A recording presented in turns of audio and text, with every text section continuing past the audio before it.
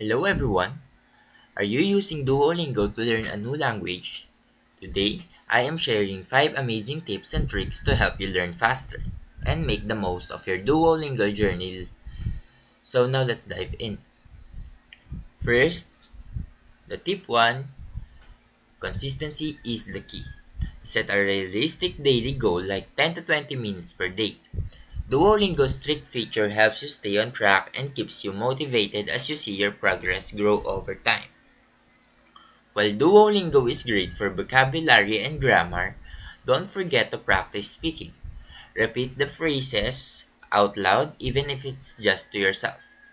This helps improve pronunciation and reinforces memory. Now, many users skip the tip section, but it is a gold mine. It explains the grammar rules and sentence structure you will encounter in each lesson, saving you time and confusion. Now, don't just focus on new lessons. Regularly go back to review completed skills to strengthen your foundations. This prevents forgetting what you have already learned. Combine Duolingo with other tools like podcasts, YouTube videos, or language exchange apps. This provides context for what you learn and helps you use it in real life situations. And there you have it. These are the 5 tips to maximize your Duolingo experience.